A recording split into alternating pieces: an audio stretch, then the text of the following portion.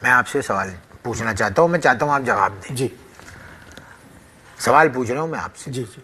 सवाल ये पूछ रहा हूँ कि अमेरिका से दोस्ती है तो कमबख्त मार रहा है, दुश्मनी मोल ली तो क्या करेगा? भैया सवाल पहले आप कर चुके हैं, मगर जवाब तो नहीं मिला ना, इसीलिए दोबारा कर रहा हूँ ये सवाल। कोई और बात करें। तुम्हारे पास मुश्किल सवालों के जवाब नहीं है भाई अनवर, ये पता लग। मुश्किल सवालों के जवाब नहीं है तुम्हारे पास भाई अनवर, बात तो सही है। वैसे एक और मुश्किल सवाल है कि ये जो मैडम है ये कौन है। तो मैं आपको बता दूं, ये मैडम जो हैं ये अभी अभी यूरोप की इज्जत जो है वो अमेरिका के कदमों में रख। इज्जत तो खैर हाइपोथेटिकल चीज़ें हैं, बट यूरोपियन यूनियन का फ़ायदा भी डोनाल्ड ट्रंप के कदमों में रख के आई हैं। इसके साथ ही आप ये समझिए कि वहाँ के लोगों की जो डिस्क्रेशनरी इनकम है ना, उसका एक बहुत बड़ा हिस्सा डोनाल्ड ट्रंप के कदमों में रख के आई हैं। इनका नाम है उर्सुला वंडरलॉइन। वैसे ये अपने यहाँ छोटे मोटे शहर होते हैं ना, टियर 3 सिटी, जैसे मेरा शहर है जिसकी 10-15 लाख, ये वहाँ से भी एक छोटे से शहर से चुन के आया कर। बाद में इन्हें चेयरपर्सन बना दिया गया यूरोपियन यूनियन का। वो यूरोपियन यूनियन की जनता ने इन्हें चुना है, बट फिर भी उनको वो लीड कर रही हैं। इतना लीड कर रही हैं, कितना लीड कर रही हैं वो बाद में बता दो। ठीक है, आप इनकी शक्ल देखिए कितनी खुश हैं अपने देश की इज्जत अमेरिका के कदमों में रख के। पर एक ऐसे देश की बात करते हैं जिसके पास पैसा तो नहीं था पर सेल्फ रिस्पेक्ट, और दोस्त डरता नहीं था वो किसी, या फिर कहें कि वो डरता नहीं है किसी से, बुरा मत मानिए। पर मैं जिस काल की बात कर रहा हूँ वो अभी नहीं है, और जो देश की बात कर रहा हूँ उससे मुझे जान से भी ज़्यादा मोहब्बत है, वो मेरा ही देश। मैं आपको ऐसी 2 घटनाएं बताऊंगा जो बताती हैं कि एक खुद मुख्तार मुल्क, एक स्वायत्तशाही मुल्क, एक सॉवरेन नेशन चीज़ों को कैसे टैकल कर। और फिर मैं यूरोप का एग्जाम्पल देके आपको बताऊंगा कि जो देश अपने सारी चीज़ें गिरवी रख देता है ना दूसरे देश के कदमों में, उसका क्या हाल। तो कंट्रास्ट आप समझ, ठीक है ना। चलिए चलते हैं थोड़ा सा पास्ट में, थोड़ा सा पीछे। जब आप पॉलिटिकली अवेयर तो छोड़िए, आप मोस्टली जो वीडियो देख रहे हैं वो जिंदा ही नहीं थे, इवन मैं भी नहीं था। हम चलते हैं 70 के दशक में। इंदिरा गांधी देश की प्रधानमंत्री थी और श्रीलंका में तमिल लोगों के खिलाफ दंगे चालू हो गए। अब आपको समझना होगा कि आप जिस तमिल आबादी को जानते हैं श्रीलंका की, वो नॉर्थ में है, राइट। पर उस समय नॉर्थ में तो उनका बहुलता थी ही थी, बट पूरे श्रीलंका में तमिल लोग जो है वो बसे हुए थे और थोड़े से अपर क्लास लोग माने जाते थे। बहुत ज़्यादा पैसा इनके पास था, और यहाँ तक कि श्रीलंका की जो फिल्म इंडस्ट्री थी 70 तक, वो चलाने वाले तमिल लोग ही थे। बट उनके खिलाफ 70 के दशक में, और उससे थोड़े पहले से दंगे हुए थे, बट 70 के दशक में एक बड़ा दंगा। ये दंगे का समय वही था जब LTTE का लगभग जन्म हो रहा था, ठीक है। इंडिया की प्रधानमंत्री, जैसा कि मैंने आपको बताया, इंदिरा गांधी। दंगा हुआ और तमिलों की संपत्तियां लूटी जाने लगी, उन पर अत्याचार होने लगे। 1 दिन हुआ, 2 दिन हुआ, फिर इंदिरा गांधी ने अपना फॉरेन सेक्रेटरी श्रीलंका के प्रेसिडेंट के पास भेजा। श्रीलंका के प्रेसिडेंट को साफ साफ कहा गया 2 लाइनों में कि सुबह तक ये दंगे बंद होने चाहिए, नहीं तो दोपहर तक हम बंद कर देंगे। ठीक, ये था एक ऐसे प्रधानमंत्री का चैलेंज एक दूसरे देश के राष्ट्रपति को अपने तमिल भाइयों की जान बचाने। ये देश था इंडिया दोस्त, हिम्मत थी इसमें। इसी घटना के 2-3 साल आगे पीछे की एक और घटना, जो एक्चुअली पाकिस्तान इंडिया वॉर जो हुई थी उससे पहले की। अमेरिका के राष्ट्रपति निक्सन यहाँ आए हुए थे और उनके साथ उनके विदेश मंत्री जो थे उस समय, उनके फॉरेन सेक्रेटरी किसिंजर भी आए हुए थे। वैसे मेरे मानना है कि किसिंजर जो है बहुत ज़्यादा मौतों का जिम्मेदार है, और मुझे शर्म आती है जब मेरे देश के बड़े लोग किसिंजर के साथ जाके फ़ोटो खिंचाते खुशी खुशी। वो जानवर जैसा आदमी जिसने हज़ारों लोगों की मौत के डिसीजन लिए हों सिर्फ इसलिए क्योंकि वो उसकी जात, उसके धर्म और उसके कलर के नहीं थे, उस नीच आदमी के साथ मेरे देश के लोग जब फ़ोटो खिंचाते हैं तो मुझे अच्छा नहीं लगता। खैर, ये मैं फटक गया। किसिंजर और निक्सन आए, इन दोनों को मैडम ने ब्रेकफास्ट पे बुलाया।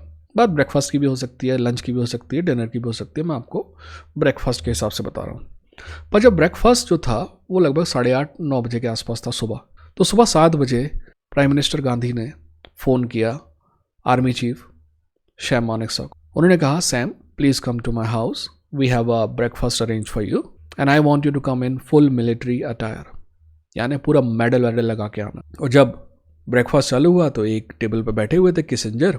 वैसे किसिंजर निक्सन के बारे में तो आपको याद है, वो इतना ज़्यादा चिढ़ता था इंदिरा गांधी से कि दैट विच कहा था उसने। वो टेप है अवेलेबल, ठीक है। अगर आप अमेरिका के खिलाफ अमेरिका के राष्ट्रपति से बात करते हुए अपने देश के हित मजबूती से रखते हैं ना, तो वो राष्ट्रपति आपसे दुश्मनी रख सकते हैं, समझे, रखते हैं, आपको दुश्मन समझते हैं, क्योंकि वो समझते हैं कि यह आदमी मेरे देश के हितों के खिलाफ अपने देश के हितों के लिए आर्गुमेंट करेगा, ये मेरे पक्ष में नहीं आएगा। तो ये जो बातें हैं ना कि ये इससे अच्छे से गले मिल रहा है, ये कर रहा है, वो कर रहा है, इसके लिए नहीं प्रधानमंत्री राष्ट्रपति चुने जाते हैं। वो इसलिए चुने जाते हैं कि वो देश के हित रखें। ठीक है, खैर मैं फिर भटक गया वापस। निक्सन और किसिंजर बैठे हुए थे एक टेबल पे और इंदिरा गांधी बैठी हुई थी। तो इंदिरा गांधी ने साफ साफ कहा कि आप देख रहे हैं कि बांग्लादेश में हिंदुओं के खिलाफ अत्याचार हो रहा है, आप देख रहे हैं कि बांग्लादेश में अवामी लीग के मेंबर्स पे हमले हो रहे हैं, आप देख रहे हैं कि बांग्लादेश में इंटेलेक्चुअल्स का मैसेकर किया जा रहा है और आप चुप हैं। मैं उम्मीद करती हूँ कि आप इस मामले में कुछ करेंगे, और अगर नहीं कर पाएंगे, वो जो आदमी दिख रहा है ना खाना खाते हुए वर्दी पहना हुआ, वो मेरा आर्मी चीफ है, अगर आप कुछ नहीं कर पाएंगे तो वो करेगा। और फिर किया भी। बांग्लादेश इंडिपेंडेंट नेशन में तो ये होता है दोस्त मजबूत। ठीक, अब बात कर लेते हैं मैडम की। मैंने आपके पास थोड़ी बहुत तो बता ही दिया है इनके बारे में। वैसे इस बारे में उनकी गालियाँ इसलिए पड़ रही हैं इनको क्योंकि इन्होंने यूएस ट्रेड डील की है, यूएस का माल जो है वो सस्ते में खरीद रही हैं और अपना माल जो है अमेरिका में महंगे में बेचने के लिए तैयार हो गए, है ना। दोनों तरफ से लात पड़ेगी इनको। ये इतना ख़राब डील है कि विक्टर ऑर्बन ने कह दिया है कि मैं इसके सहमत नहीं हूँ, बेल्जियम के प्रधानमंत्री ने कह दिया है कि मैं इससे सहमत नहीं हूँ, नॉर्वे के लोग कह रहे हैं कि भैया देखो इसीलिए हम तुम्हारे पास नहीं आते, इंग्लैंड वाले बोल रहे हैं, ब्रिटेन वाले बोल रहे हैं कि अच्छा हुआ तुम उससे साथ छूटा हमारा। ये इतनी ख़राब डील है। पर ये डील करने के अलावा और कोई, मतलब हर लोग ब्लेम कर रहे हैं यूरोप को ऐसे कि जैसे कि ये डील करके उन्होंने कोई पाप कर दिया।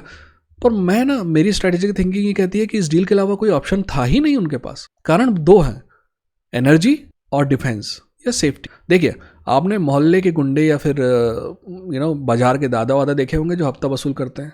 आपको पता है वो किसी भी ऐसे आदमी को जीने नहीं देते जो अपनी सुरक्षा खुद कर सकता है, क्योंकि जब वो अपनी सुरक्षा खुद कर सकता है तो मोहल्ले के दादा की ज़रूरत क्या है। और तो और अगर वो अपनी सुरक्षा खुद कर सकता है तो वो मोहल्ले के दादा के लिए चैलेंज बन सकता है। तो इस मोहल्ले का दादा है अमेरिका और इसकी बस्ती है पूरा वेस्टर्न वर्ल्ड। तो इन्होंने अपने भाई लोगों को, अपने दोस्तों को ऐसा पंगु बना के रखा है कि ये डिफेंस में अमेरिका पे ही डिपेंड है। ठीक है ना। इस वजह से ये डिफेंस में अमेरिका ज़्यादा मुँह चौड़ी नहीं कर सकता। एनर्जी में ये बहुत हद तक इंडिपेंडेंट थे क्योंकि रशिया से मल्टीपल पाइपलाइन आती हैं, कुछ यूक्रेन के थ्रू आती हैं, फिर नॉर्ड स्ट्रीम 2 और नॉर्ड स्ट्रीम 1 आती है। तो बहुत सारी पाइपलाइन से इनको गैस मिलती थी, सस्ती गैस मिलती थी और उस चक्कर में ये इंडिपेंडेंट थे। फिर इन्होंने अमेरिका से दोस्ती की और अमेरिका ने, दोस्ती तो हमेशा से थी, अमेरिका ने नॉर्ड स्ट्रीम 2 जो पाइपलाइन है उसको तोड़ दिया, है ना। ये एनवायरनमेंट वाले उसके खिलाफ नहीं है, जबकि वो one of the biggest disaster in last 100 years है।